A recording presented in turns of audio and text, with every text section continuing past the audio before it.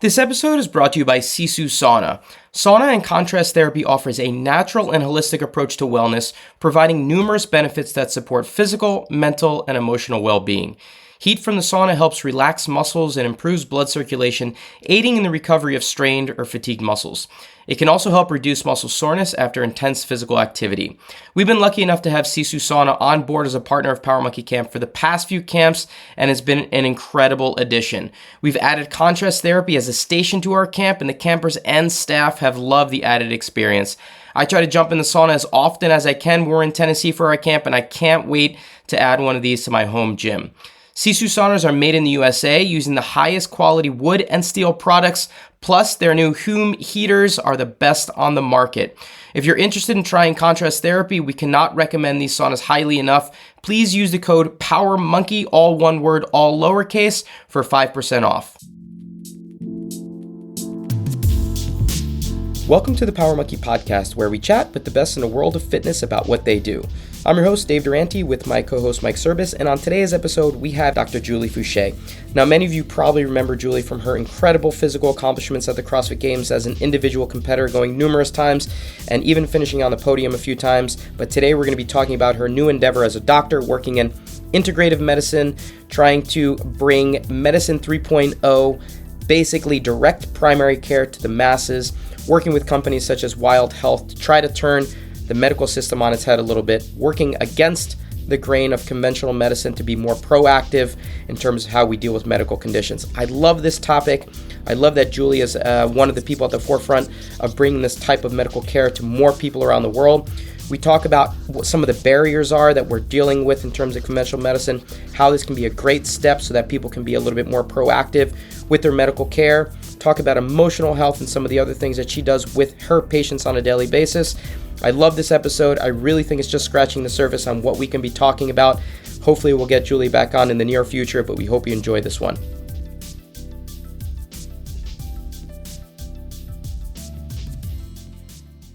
Julie, it's been so long since we've seen you in person. It's so nice to at least see you virtually. How are things going?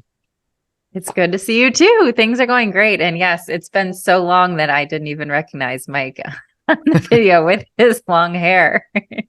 Mike goes through like Brad Pitt phases where like he's Legends of the Fall Mike, and then he's Fight Club Mike, and right now he's just letting it all grow out. Yeah, I love it.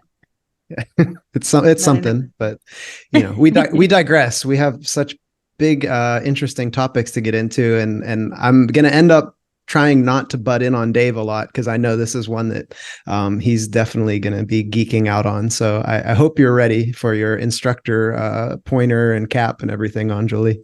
I'm ready. Bring it on. No, Mike, jump in as needed here. But there's been so much conversation lately, and I think you're kind of in the thick of it when it comes to the way that conventional medicine is doing things right now and what the future of medicine looks like. And, you know, there's a lot of talking heads out there that have become kind of the go-to resource when it comes to how can we be doing things better.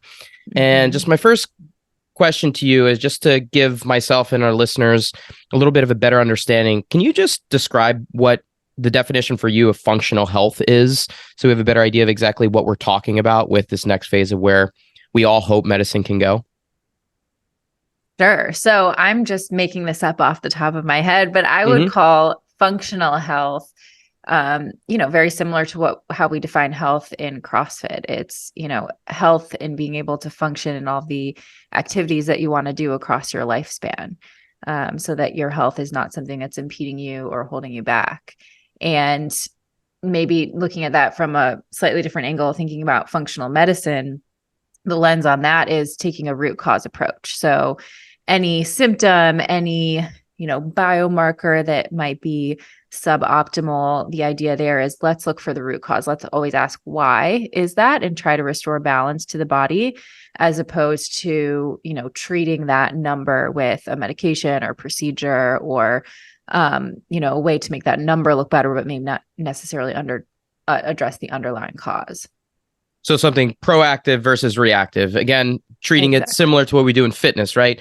How do we get our body prepared for the movements that we're going to be doing so that we don't have to worry about a blown shoulder and then trying to, react to that and have surgery? Let's try to be a little bit more proactive when it comes to health. Exactly. Or say you do end up having a shoulder injury, instead of just taking time off and taking ibuprofen. Let's look at your movement patterns and let's try to diagnose that and improve your movement patterns so it doesn't happen again. Now, the medical system itself, the way that it's built, does not really allow that to happen seamlessly. It's conventional medicine is set up basically for, once you're sick, let's try to heal you up. Let's give you medication. Let's have surgery, whatever it might be. It's set up in a way that doesn't allow for us to be very proactive when it comes to these types of things. Mm-hmm. It seems like you're in a place, and the Peter Attias of the world and the other ones that are kind of right now leading the voice on this, are trying to create ways for the everyday person to have access to a more proactive approach. How are you going about doing that? It seems like a really tall task, and I'm curious kind of your perspective on how at least to get the ball moving in that direction. Mm-hmm. Sure, it is. And I think, you're right in that our Western conventional medical system is set up as a sick care system. And a lot of the philosophy is, let's wait until there's a problem and then let's treat that problem. It works really well for urgent issues, emergent issues, accidents, things like that. But when it comes to actually creating health, it really wasn't built with that philosophy. And if you go back and look at most, Eastern medicine practices like Chinese medicine or Ayurveda, or even looking at osteopathic medicine and the way that osteopathic doctors are trained here in the US, the philosophy is always that the body is a whole, the mind, body, spirit, and that the body really has the tools to heal itself. We just have to give it the right conditions. But unfortunately, the system that we are in, which is largely, I think, influenced by, insurance companies, by pharmaceutical companies, it doesn't leave a lot of room for that. And so, for me, I think being exposed to a lot of things I was early on as I was doing CrossFit, competing in CrossFit while I was in medical school. I got exposed to functional medicine early on as I was training at the Cleveland Clinic and they had a Center for Functional Medicine. It just became very clear that this is not, the healthcare system is not where health is created. And we're doing a lot better job of creating health out in the community through fitness, through communities that are practicing healthy behaviors than we are in a doctor's office. And so it is a challenge. And I think it's very frustrating for people who are interested in fitness and who are taking on a healthy lifestyle to then go to their doctor and feel like they're just always told, oh, you're doing great. There's nothing more we can do for you, even though they know something might be off, or vice versa. Something is off and here's a medication, instead of let's try to get to the root of this. And so I think there's a lot of different ways that this is being approached. Now you see, functional, holistic, integrative medicine practices. You see, like you said, the Peter Attias and the Andrew Hubermans of the world talking about this, the Rhonda Patrick's putting information out for people so that they're, the average person is empowered to be able to live a healthy lifestyle. It's hard to do as part of the system. So, my personal practice, I work with a precision medicine company called Wild Health. And as of right now, we've experimented with different models, but as of right now, we're completely outside of insurance because we find that's the only way to provide this level of care at the moment. And hopefully that, long term, it won't be that way, or it will be more accessible to more people. But at the moment, that's the way that we found that the model works. I want to get into Wild Health a little bit in a second, but I want to just mention the personal frustration that you talked about. And it happened to me fairly recently. And just, I'm sure this happened to a lot of people who are trying to go to the doctor, especially in the fitness space, who are curious about some of the things that they want to know about, whether that's family history or something that may have happened in the past, and just wanting to check some markers and have blood panels done. And I went to my recent yearly checkup, and my primary care physician is always very hesitant to give me a blood panel, even a more basic one. So he's like, no, I don't like to give tests unless there's a reason that I think there's a necessity for it. On top of that, I was like, I'd like to check some additional markers. My father died of a heart attack a few years ago, was not super, he was early 70s, and we just wanted to make sure that things look good from a cardiovascular side and a heart health side of things. I wanted to check on some other things. been told I've had some liver issues in the past. I wanted to have some liver panels, biomarkers done. And he refused basically everything. And he's like, no, I'm not going to have any of this stuff done unless I think that it's necessary. And it's kind of, I'm stuck, right? Like, what am I supposed to do if I'm requesting these things that I think are important from a proactive standpoint? And I do have some family history around it. And he's just saying, no, is my route just sitting on my hands and hoping for the best and that these things never turn into anything? Or do I have to, go the route of precision medicine outside and pay an exorbitant amount while I'm still paying for my primary care? So on top of that, I finally convinced him to give me one of the tests, to have a calcium test done just to check on my heart health. And it was so expensive, even with my care, it was like $500, $1,000, something like that. Even with my care, that I was like priced out of having a test done, even when it was approved. And so from my perspective, it's like, it's been so frustrating to say, okay, there are these things that I want to be proactive with, but I just either can't afford it or I can't convince my primary care that it's a necessity in terms of where I'm at right now. I know it's a personal experience, but I have a feeling that other people out there have had similar experiences when it comes to these things. Do you have thoughts in terms of direction when you're confronted by that? Absolutely. Yeah. That's a very frustrating experience. Yeah. I'm just venting for a second because it happened recently and I'm like, this is bullshit. Like, it's very frustrating. Yes. And it's, unfortunately it's not, it is common, and it shows, I think, some of the discrepancies in the philosophy between traditional, training in Western medicine and primary care, which really were trained, the viewpoint is looking at it from a system standpoint. So often you're taught, like, how do we, healthcare savings on the whole? If we do tons of testing on everyone, we are going to pick up a lot of false positives. It's going to cause a lot of extra stress for people. It's going to cost a lot of extra money. That's when you're thinking about, insurance companies paying for things. You're thinking about, doctors being overwhelmed with tons of test results to review, things like that. And so it's not really taking into account the individual person's experience. And I think that's where you see, people like Peter Attia being much more aggressive, right? Like, he talks about how he had his first calcium score, I think, in his 30s, which is, far earlier than anyone in a conventional system would recommend doing it. I think they start being validated around age 40. But he picked things up and he's being proactive. And I think the philosophy makes sense. Why would I wait and let heart disease continue to develop when I could catch it earlier and start to do something about it? So that's sort of where these differences in philosophy come. And often if you do go to your primary care, it can feel like you're pulling teeth just to get basic tests done, because that's the way that they're trained is, it's very much, even a physical, like we used to talk about doing an annual physical exam, looking at the research on these. Basically, there wasn't a lot of utility in doing an annual physical unless it was directed based on a certain symptom. There are certain screening tests that are recommended by the USPSTF, which is the United States Preventive Services Task Force. And those are all based on like large population data. So it's things like, blood sugar screening once you hit a certain age, blood pressure screening, screening for certain infections, things like that. But that being said, it really depends on, the doctor that you're working with. Some of them are more willing to order tests than others.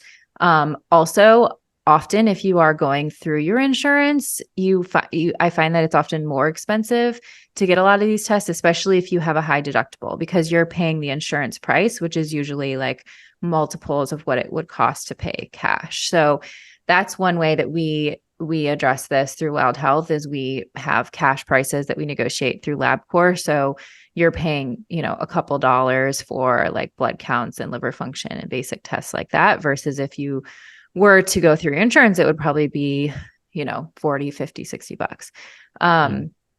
So I think that's a common frustration. I think that the way around it is there's a lot of direct to consumer ways to get labs done now through services like Wild Health and others. I think there's even places where you can get more direct to consumer labs, but I think having someone to help you interpret them is important. And so unfortunately, that's why it's so frustrating. That's the situation we're in, is if you really want to get a lot of information about what's going on, often you have to go outside the system in order to get that information. And it's something that I hope will change, and I hope will be more accessible. And I think it is changing because people are demanding it. People are interested in knowing about their health. And at the end of the day, it is information about your own body that I think we all should have access to if we want it.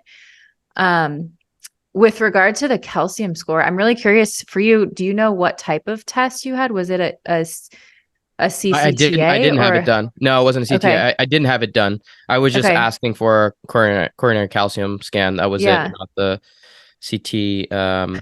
I'm surprised it was that much, because we find that, typically coronary artery calcium scores are not, they don't go through insurance for anyone, no matter what your risk is, but they often, I find they're usually like $50 to $70. So that price I'm hearing sounds really high, for something like that. For something like a CCTA, that sounds pretty typical, but I wonder if maybe you try a different imaging center or just ask for the cash price if you would get something less expensive. I will look into it for sure. Yeah. But I had heard that it was much cheaper. That was why it was frustrating to hear once he came back after approving it. But I was at an event last weekend out in CrossFit Milford. One of our very close friends to the Power community, Jason Leiden's CrossFit affiliate. We had kind of a coaching summit out there. It was awesome. Some really great minds from a bunch of different spaces. And this topic came up. We were talking with Dr. Jamie Shear, who's also part of our Power community. Yeah. She's the head of integrative medicine at Mount Sinai in New York, and worked closely with us. And this topic kind of came up in discussion. And Dr. Amy West was also there in attendance, who I think you know her from the CrossFit community. And she actually mentioned, kind of off to the side, that CrossFit is actually working on trying to create a network of CrossFit Healthcare Medical Society.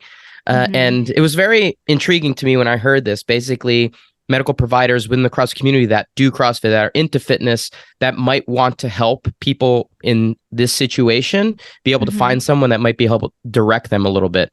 Not through something as bespoke as maybe a private Wild Health or something. Have you heard of anything like this, or are you a part of that at all? And you kind of know how far along it might be? Well, I was in conversation about something like this. This was a few years ago. I have not heard of anything recently. So if there is, I'm not aware of it. I know that, several years ago, there was even a directory, which I'm not sure if it's still active. Like when you went on the affiliate finder, you could look for doctors who'd done their level 1 and search on that map. So if you're looking for, a cardiologist or primary care, at least you could try to find someone who is familiar with CrossFit that you might connect with. But beyond that, I'm not sure of what's in the works. All right. Well, hopefully that's something that is in the works for all the fitness enthusiasts out there. To have a directory on something like that seems like would be incredibly valuable. Genetic side of these things. I know it's something that you have spoken on and believe quite strongly on, making sure that we're understanding kind of what our starting point is. And maybe some genetic testing might be helpful to know where to look and where some considerations might be. How heavily do you lean into getting a read on your own personal genetics when it comes to these things, and having those tests done to be able to navigate what you need to be doing from a medical standpoint? Sure. So I think genetics are one piece of data. I don't think that they're the end all be all, certainly. So, when we're talking about a precision medicine approach, we're talking about, let's use all the data that we have available. So that's labs, that might be genetics, it might be microbiome data, it might be CGM data, workout data, blood pressure, body comp, like every number that we can get our hands on, to try to make the best decisions about risk and what's most important to focus on. And so, as we all know, like, our genes are not everything. There's something called epigenetics, which is how our genes get turned on and off based on our environment and our exposure. So just because we have a gene, or we have a high genetic risk for heart disease or high genetic risk for diabetes, doesn't mean we have to manifest that as actual heart disease or actual diabetes if we are, making the right lifestyle choices. And so I find, more than anything, the genetics are a really great motivational tool for my patients. Just being able to be more specific and more precise about the experiments that we run. There's a bajillion different ways to approach nutrition. Sometimes I think that having some genetics to direct us can help with buy-in on patients to try something, or to say, hey, let's start here first and see how it works. And maybe it's fewer iterations until we get to a diet that really works for them.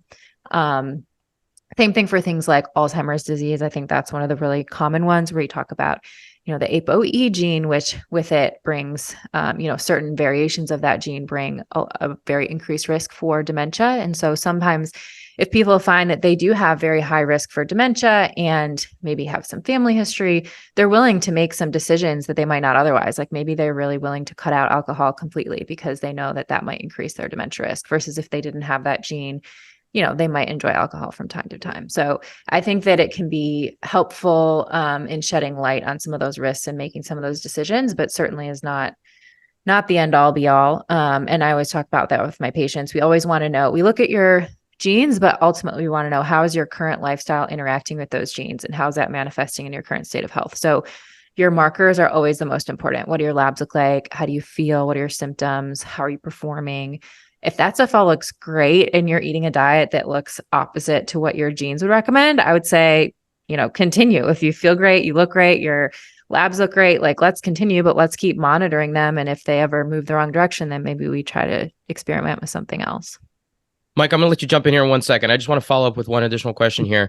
You mentioned the dietary component and being able to test out different things, which I think is critical, right? Like there's not a one size fits all when it comes to whether it's paleo or whether it's this or that, whatever carnivore diet or whatever it is that's kind of hot topic dietary fad that's going around.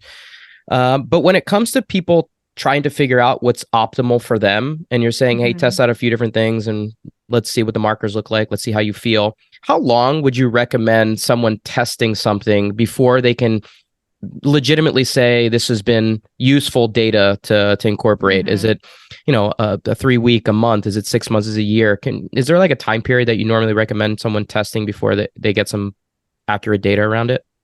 Great question. I think it depends on what we're testing. So if you're testing something around, if your goal, your marker that you're trying to improve is insulin resistance, then I would give it a good 2 or 3 months, 3 months being, the time where we could recheck an A1C and see, improvement. We can also check other markers, obviously like CGM data or fasting glucose or fasting insulin or certain lipid numbers to give us an idea in a shorter time frame. But I think 3 months is a good amount of time for a lot of dietary approaches. If it's something like we're trying an elimination diet, we're trying to eliminate gluten or dairy and see what impact that has, usually at least by 30 days, we should be able to observe some sort of symptomatic improvement. And then with a reintroduction, whether or not that food is causing some symptoms for someone. So it really depends on what we're testing. I would say, at least 30 days for things like, if we're looking at lipid numbers or inflammation, 4 to 6 weeks for insulin resistance,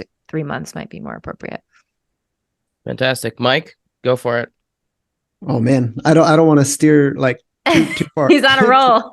Yeah, no, we're getting like 100 more. So yeah, we're getting down into the weeds. I guess I kind of want to stay in them, but at the same time, yeah, I don't know. It's nice to have these types of conversations, and then that makes me think a lot about that like Dave going into the doctor and let's say having a frustrating or poor experience when visiting the doctor, and then I'm curious now from your side, maybe weighing like pros and cons or comparing and contrasting. More conventional, traditional medicine as a patient, as a practitioner, compared to what you do now. Like, do you see a big difference in how patients interact with you, let's say in the setting that you're working now, compared to maybe what you were doing with practicals and things at Cleveland Clinic? Yeah. I think I see a huge difference. I see a lot of patients who are just so relieved to feel like they have someone who has the time to listen and who has the time to really understand them and what they're going through or what they, want or need. I think one of the other limitations, which we didn't touch on yet with the conventional system, is that it's not built for a relationship. As many people go into medicine because they want to help people and they want that relationship, the system sort of squeezes it out. The appointments are really short. There's a lot of documentation that's happening. And so often, you're in and out, you don't really feel like you're even being heard. And so I think that's a really important, difference and what I notice patients being really grateful for in our type of practice. And so I do think there's value in conventional medicine. I think that, it's good to have, especially because we're limited via telemedicine. It's good to have someone that is familiar with your history. If something does come up and you need an in-person evaluation, or for things like screening tests, for women to have, a primary care, an OBGYN for things like pap smears, or, we can order other screening tests, things like mammograms and colonoscopies, but it's good to be able to have access when you need access, because those things are important. But I find that a lot of the focus on creating health, building health, optimizing health is what we, are going to be a lot better at. Yeah, that reinforces, I think, probably what all of us experience, let's say being in like the CrossFit functional fitness world, is you see a sense of relief when people come into a place where they feel like they're getting more attention, or yes, where they're surrounded by, let's say, more hopeful, optimistic approaches to, in this case, fitness. But I have a bias because I know you personally, so I would imagine like you offer a very nice like moment of consultation, and it's a hopeful experience. Whereas, no negative to the conventional medicine doctor, but like you said, they go into it because they want to help people. And then you get into a system that maybe doesn't allow for you to optimize your ability to help. And I think of like older family members that I have that like they're almost dreading to go to the doctor most of the time because they know they're going to wait a really long time. Then they're probably barely going to see them.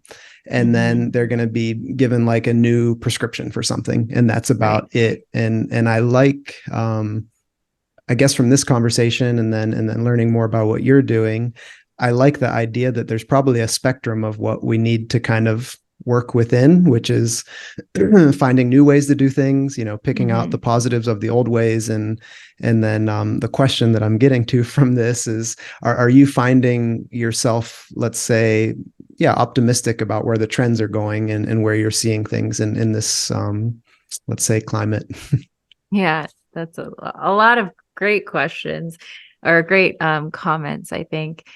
Yeah, I think the things that make me most excited in terms of optimism are movements like, there's a movement called direct primary care. So this is just really, I think it's a similar model if you compare a CrossFit model to a big Globo gym model for primary care. It's usually a single doctor practice, low overhead membership model, where that's not necessarily, there are many doctors in there that are focused on a functional or precision approach, but most are just doing, still having a pretty conventional approach, but they have more time, more access, more relationship, that really, I think, is going a long way. And there's ways to do that are much more affordable.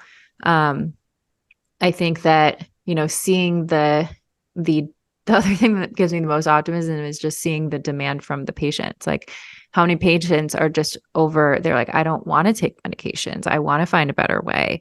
I want to get healthy, and they're just yearning for the information. That makes me think that, okay, the model is going to change eventually. I hope that it's quicker than it probably will be. But I see us moving in that direction. It's probably one of the slowest moving, fields, but hopefully it will happen in our lifetime, I would hope. For me, it's, I know it can be very easy for all of us to like pick on the things that are wrong with something, or, complain about how we want certain things to be. But again, it's, I don't know, the more that we can kind of share the message that there are alternatives out there. And then I would say the more people are aware of the alternatives, the more people that get interested in it. And I think Dave was kind of wanting to probably touch on some of this is, like right now, what seems like alternative is oftentimes really expensive. So it doesn't feel accessible to a lot of the people that need it most. But then again, I think the more people, and maybe you can confirm this, the more people that are interested and start reaching out for, something like Wild Health where you're at, the more people that are wanting to do it, it probably allows for then prices to even become more accessible for people, or, different models of, we have a girl that used to work with us. Her name's Kat. Now she works for Aetna CVS, and super traditional insurance, program, pharmaceuticals.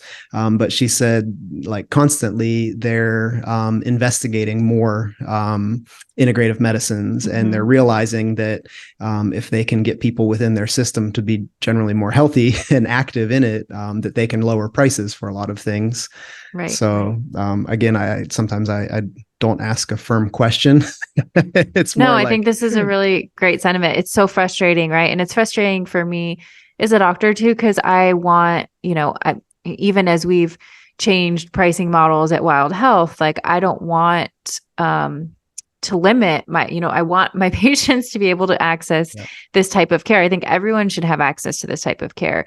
But unfortunately, right now, it's not accessible to a lot of people. And I think that the hope is, and I think we see this in other places, that the more data we can gather on how effective this is compared to the conventional model, the more then the insurance companies or other stakeholders can, will see what we're doing and see, wow, this actually is going to save a lot of money long term, because now people are not having diabetes and not having complications that require hospitalizations and other things that are very expensive. So I am optimistic about that. I think that it just takes time. And like you said, it takes enough people to get enough data to get the attention of large organizations. And I think we've started to see that a little bit with direct primary care, where now I know there's even like, a lot of employers that are interested in using this type of model.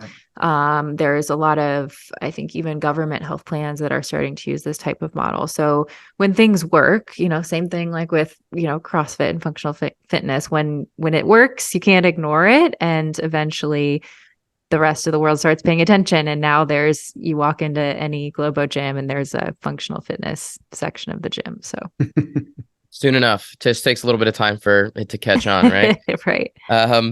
One more question around this area, just for it might be impossible to answer, I don't know, but and I know it might be patient specific, but is there like a handful of tests that you would recommend everyone having done? Like, you don't know their background, you don't know their genetics, but is there a handful that you'd say, hey, you should have at least these 3 to 5 tests done? Reading these books, there's like a million different things that you could potentially check for depending on what the 4 horseman disease that you're looking for. But from your perspective, what are like 3 to 5 that are like everyone should have these tests done just to kind of have as markers? Totally. I mean, right. There's so many that I think are helpful, but I think probably some of the most important would be just a general inflammatory marker like CRP, looking at insulin resistance. So you can assess that in a variety of different ways, but I would look at least, fasting insulin, glucose, and an A1C. Probably a basic lipid panel, and, triglyceride to HDL ratio is another way you can assess insulin resistance. And I'm listing way more than you asked for. No. Send them all. And with the lipid panel, I think the other most important one, it would be ApoB, which is one that, Peter Attia talks a lot about. And then from there, it's how detailed you want to get with things like micronutrients and hormones. Methylation is another important process. So something called homocysteine is something that we look at too. But if I had to pick most important, it would definitely be like inflammation, insulin resistance, lipids, and then maybe methylation. All right. Awesome. Make sure we add those to the list of things that I will get denied next time I go to the doctor. We want to jump into the opposing side of this, not just the care needed, but emotional health. And I think this is something that, you touched on very briefly, just in terms of relationships and relationship with your doctor, but also relationships around you and the other people you surround yourself with. Can you touch on a little bit before we get into the weeds a little bit, but just what emotional health is and kind of where you find its importance in this whole grand scheme? Yes, I'm so glad you brought this up, because this is one of my very favorite things to talk about. So, I find, and this is part of my growth in learning as a doctor and as a human, for the longest time, I thought that I was ahead of the curve because I understood that nutrition and exercise and sleep and, stress management were all really important for optimizing our health. And if we could just get those things under control, optimized, taken care of, we would be in a great state of health. What I've learned is, one, through my own personal experience, but also working with a lot of patients that are hyper focused on optimizing all of these things, have the best routine, sleep routine, they're getting morning sunlight, they're eating perfect macros, all the micronutrients, they're working out, they're going in the sauna, like doing all the things, but they are still experiencing symptoms. And it might be autoimmune disease, it might be inflammation, it might be GI symptoms. And the more I've come to learn about this and understand is our nervous system and our stress response is so powerful when it comes to our health and to our symptoms. And, most of us, I think, experience, because of the world that we live in, where I think it's not very natural in a lot of cases to express our emotions, or we feel like we should act a certain way. Or maybe we've experienced different, all of us have experienced some level of traumas growing up.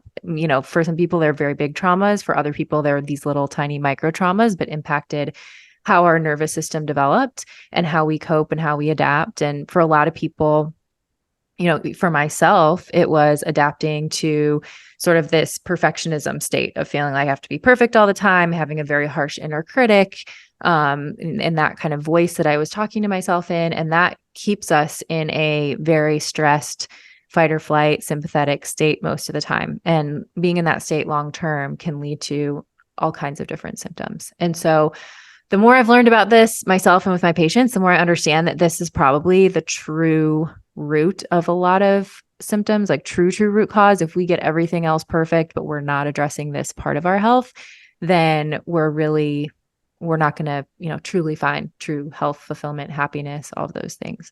And so I don't think I answered your actual question, which is what is emotional health? But I think for me, emotional health is the understanding of our emotions, being able to express them in a healthy way, and being able to live in alignment with that. This is, to me, this one is huge. And it's something that we try to, maybe initially unknowingly, and over the last 10 years, more knowingly, address with our Power Monkey Camp in terms of creating an environment and an outlet for each of us individually. I'm speaking for myself and maybe for Mike and Jordan here, to be around people that are like us and make us happy and make us, energized, to find a community the way that maybe CrossFit does for a lot of people, to go into the gym every day and have like-minded people to be around. We can kind of go into that a little bit, but in terms of assessing this from a medical practitioner standpoint, how do you do that? How do you go into, a patient visit and accurately address happiness levels? Like, are you happy? Is there a way to be able to track that metric? Yeah. Well, it's hard. So I don't know if actually happiness is the right metric, because sometimes people are really happy, but they're suppressing a lot of tough emotions, and happiness is like, there's a difference. Fake happiness, right? It's like, smile. right. It's like authenticity, right? Sure. And so, and yes, I think, just thinking about this, I was remembering I don't know what you call them, but around when you all sit around the campfire and everyone shares their stories, like that's a beautiful expression of this. Like, as humans, we are just meant to be seen for our authentic selves. And it's so rare in the world today to find spaces where we can do that. I think that's one of the reasons why CrossFit's so special, is because often people feel safe in that space, and why, what you've created with Power Monkey Camp is so special, because it truly does. It creates this environment where you're away from home, you have time to get to know people, and you really can be yourself and be seen for who you are. And we all need that. And so as far as assessing that with patients, it's very different and individual. I think there's, objective ways that you can start to look at this, things like HRV, things like certain labs that are looking at the stress response, like your cortisol. But then oftentimes it's even doing an inquiry around, a lot of times with my patients, when I'm first meeting them, I'll listen to their whole life story, like from them being a kid, any history around their birth, any medical things that happened growing up, or even, stressors, what their family life was like. And often going through that process, we can identify, oh, here's this, oh, you started having stomach pain right after your parents got divorced. Okay, let's try to understand that connection. And so I think that's one way that we start to approach it, because first is just the awareness of it, which most of us don't have. And then it's a process of trying to understand and unravel and get in tune with a lot of these things, because most of us suppress them for most of our life. That's how we cope. That's how we're able to function. So there's a therapist component to what you do. If you are a good, I mean, legitimately, you have to be able to convince your patient to open up to you, right? And to share things about not just what's happening from a blood panel standpoint, but what's happening emotionally with you as well. And in most doctor-patient relationships, there's just no interest in wanting to share those things. The trust level is just not there. So for you as a doctor, is part of your relationship building an emotional connection that you're trying to build with them, as well as saying, hey, I'm really good at what I do and I can assess these numbers really well and give you great recommendations on sleep and diet and all the other things, but I'm also someone you can confide in. Mm-hmm. Yeah. I think I'm learning as I go too. And I certainly would not consider myself a therapist, but and I don't have that training, but I think that, taking someone's timeline and life history is something I learned through my functional medicine training. And I think just that practice of someone being able to share their story and be heard is very therapeutic and builds a lot of trust. And I think part of why I went into medicine is because I was so fascinated by that relationship between a physician and patient, and the trust that often comes, and the responsibility that comes to help someone who comes to you and share something that maybe they haven't shared with a lot of other people. And so I find that me just being honest about, me even sharing some of my own experiences publicly, I think helps people feel more trust, because they know I'm, a human just like them and going through my own experiences and learning from them. But then also just a lot of the trust comes from just hearing people and letting them share and validating, their emotions, their experience, and then being willing to ask questions and work with them on, where to go. And maybe that means, okay, now maybe they're willing to start working with a therapist, or maybe that means they're going to start doing some breath work or some other techniques that are going to help them start to unlock these emotions. Mike is really great at that. I was going to let Mike jump in there, because that's one of Mike's specialties, is listening well to others. Oh, I don't know. It's a constant struggle for me. Even in this conversation, I'm like glued to listening, and then trying to suppress my thoughts of I'm like registering, I want to ask that question when we get to the point or the part where it's like acceptable, but I don't want to stop listening. So I try to, specifically in this conversation, there were just a few things that you said that I think are like maybe important for us medical lay people to like kind of pay attention to, which would be you were talking about just the authentic self. Mm-hmm. And I think that goes both ways, like from practitioner to patient, where, like you said, by wanting to learn more about your patient, I think you gain a lot of trust from them. And even in that sense, can probably start a road to, more holistic health on their end. But at the same time, if you're offering your authentic self, like I know from my experiences with doctors, coaches, friends, anyone, the ones that I felt like I knew better, I was more willing to buy into and trust. Totally. Yeah. And it seems like, when we start to learn more about medicine and the human body and our emotional side, which has a spiritual component, and all of this, it's all so interdependent. Mm-hmm. So I think that's what a lot of times maybe it feels like historically we've always put things into different silos. Like, totally. That's my medicine side, that's my sports side, that's my family side, that's my work side. And it's all like, none of it's actually really helping each other, but it all needs to. Totally. So yeah, again, like kind of sticking on the optimism, hope wagon there. I think that we're probably in, like every generation, we're in such a cool transition point where we're learning how to interact differently, maybe better holistically as like communities within ourselves.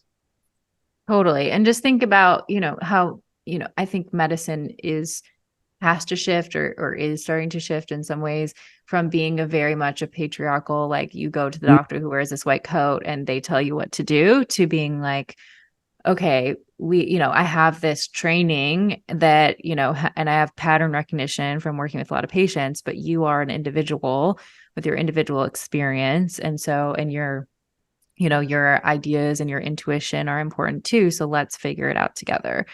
Is a very different approach than I think, our parents' generation was used to when they went to the doctor. Yeah. Yeah. My wife and I were just, I told her that you were coming on and on the podcast, and I was giving her like a little idea of what we would all be talking about. And then immediately we started talking about like our parents' generations of how they do things. And it's nothing's necessarily right or wrong. It's just a progression of where we're going. Like, yeah, there's a lot more obesity and diabetes and heart disease and cancer now than there were 100 years ago. But at the same time, we've advanced a lot too. So it's like, we're just in this consistent state of learning. And I think that's why Dave and Jordan and I get so excited to have these types of conversations on the podcast is, we're continuing a conversation that just needs to be had, to make the progress that's going to take, like you said, maybe longer than we want it to take, but it's a part of the process that's gonna happen. It is. So in terms of best practices, or some things that you implement to help emotional health, or you recommend, or there's some things that you find to be helpful aside from, hey, get a workout in every day, or, there's some things that you like to implement? Yeah. So I think the most important thing is giving yourself space and to slow down. So like when we talk about being in your more authentic self, it's hard to do that when you're constantly go, you're constantly doing things. You've got the to-do list going in your mind and it's just nonstop all the time. And you're also hearing you're being influenced by a lot of different voices, whether it's social media, whether it's, people telling you what you should be doing or thinking what you should be doing. And it can be very hard to distance yourself from that. So I think whatever that looks like for you, for some people, it's going for a hike in nature. For some people, it's meditating. For some people, it's doing breath work. For some people, it's journaling. There's so many different ways and tools of disconnecting. Maybe it's taking on Sunday, not using your phone or turning your phone off. Maybe it's taking a longer time away, like a couple times a year, go out into go camping for a couple of days and really disconnect, taking a social media break. I think whatever ways that you want to experiment and explore, I think those are the most valuable. They have certainly been the most valuable for me.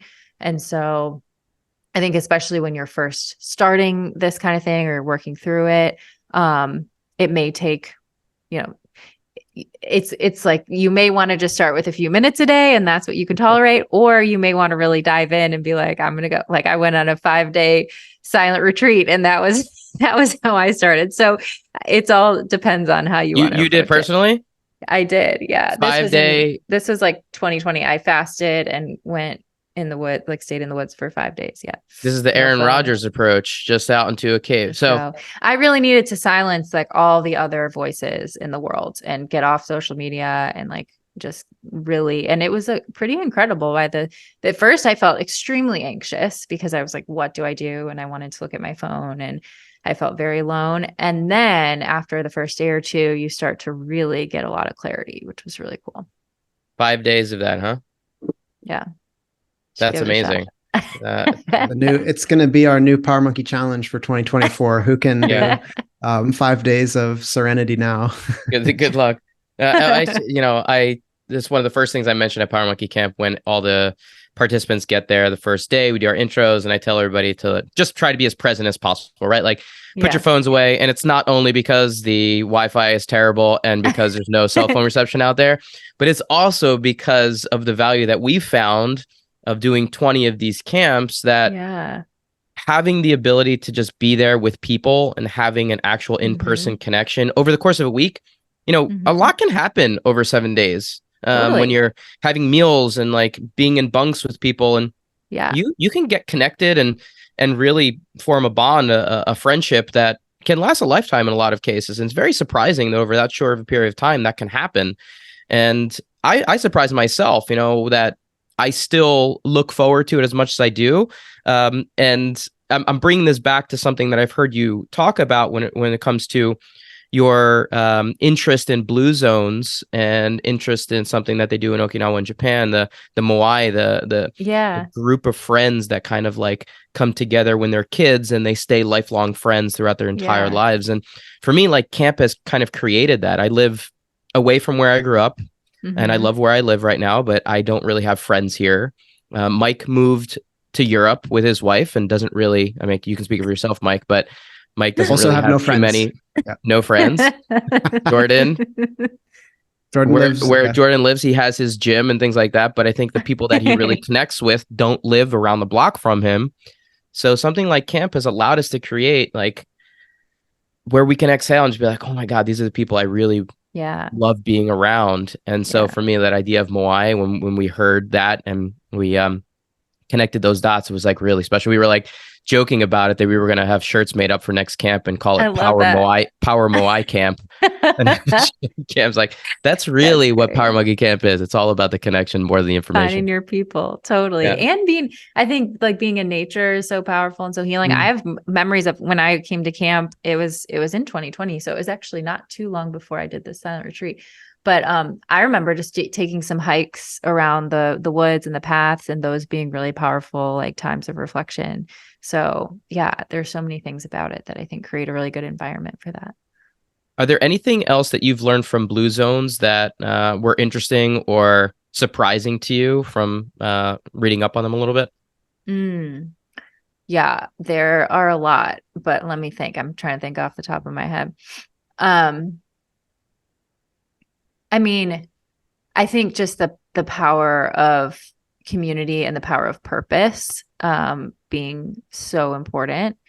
I think about, there was I watched one of the documentaries, and it was a man, I can't remember how old he was, but he must have been in his late 80s or 90s, and how his purpose was in going to the market every day and buying food and preparing one meal, or maybe it was once a week, preparing a meal for his family. But that was like what he got so excited about and what he, looked forward to. And that was really what kept him going. And so I think for all of us, I mean, I think it's something that I, have learned in life too, that was important, of understanding or finding purpose in the things that you do, or understanding why you do what you do, and allowing that to drive you. So that's another really important one. I think there's so many with, even like food, thinking about, they talk a lot about having the biggest meal in the middle of the day, eating, I think it's like eating until you're 80% full, things that we don't often do in our culture, where we're like skipping breakfast and then we're eating a huge meal later in the day before we go to bed.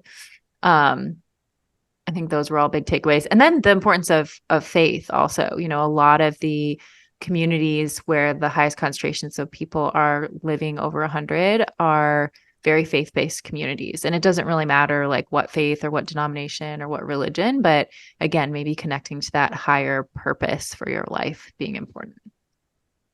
Super interesting stuff. My family, both my mom and my dad's family, both come from a really small village in Italy, not a blue zone, but there are a lot of people that live to their 90s and beyond in that town. There's only about 100 people that live there all year round, and I was actually fortunate enough to bring amazing. Mike and Jordan out to visit, and they've been there.